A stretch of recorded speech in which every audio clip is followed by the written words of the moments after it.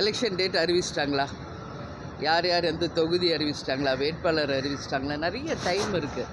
Press people நீங்கள் தான் ரொம்ப ஈகராக இருக்கீங்க. பட் நிறைய டைம் இருக்குது. February 20th பிறகு தான் டேட் டிக்ளேர் பண்ண போகிறாங்க. So we have lot of time. அதனால் நாங்கள் தேமுதிக எங்கள் குழந்தை, அவங்களுக்கு என்ன எப்போ நல்லது பண்ணணும்னு ஒரு அம்மாவாக எனக்கு கடமைகள் பொறுப்பு அதிகமாக இருக்குது.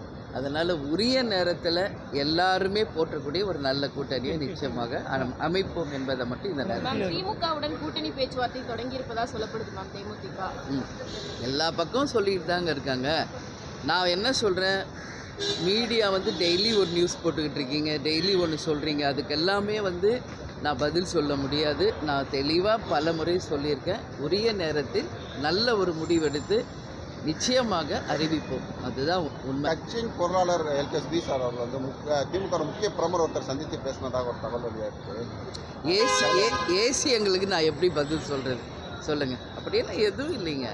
அப்படி எதுவும் இருந்தால் ரகசியம் ஒன்றுமே இல்லை. அப்படி எது இருந்தாலும் நாங்கள் ஓப்பனாக தான் இந்த வாட்டி அலையன்ஸ் ஃபார்ம் பண்ணுவோம். நான் ஏற்கனவே தலைமை அலுவலகத்துக்கு உங்கள்கிட்ட நிறைய வாட்டி சொல்லியிருக்கேன். அப்படி ஏதாவது கன்ஃபார்ம் பண்ணால் முதல்ல அழைச்சி நாங்கள் அறிவிக்க போகிறது ப்ரெஸ் பீப்புள் ஆகிய உங்களுக்கு தான். ஏன்னா நீங்கள் தான் ரொம்ப எல்லா இடத்துலையும் அதை பற்றி நைட் அண்ட் டே கேட்குறீங்க. ஸோ என்னோட கடமையை அதை நான் நினைக்கிறேன்.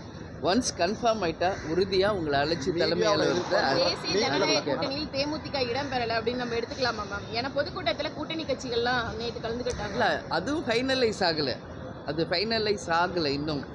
என்டிஏ அலையன்ஸ் கன்ஃபார்ம் ஆயிடுச்சு இதுதான் அப்படின்னு கிடையாது. இன்னும் பல கட்சிகள் அங்கே சேர்றதாக இருக்குது, பேச்சுவார்த்தை இருக்கிறதா சொல்கிறாங்க. எதுவுமே இங்கே ஃபைனலைஸ் ஆகலை, அதுதான் உண்மை. அதனால் எனி டைம் எது வேணாலும் மாறலாம், யார் வேணாலும் எந்த கூட்டணி வேணாலும் அமைக்கலாம். ஆனால் தேமுதிகவை பொறுத்த வரைக்கும் நிச்சயமாக தமிழ்நாட்டு மக்களுக்கு நல்லது நடக்கின்ற வகையில் ஒரு தெளிவான சிந்தனையோட நல்ல முடிவாக நாங்கள் எடுப்போம்.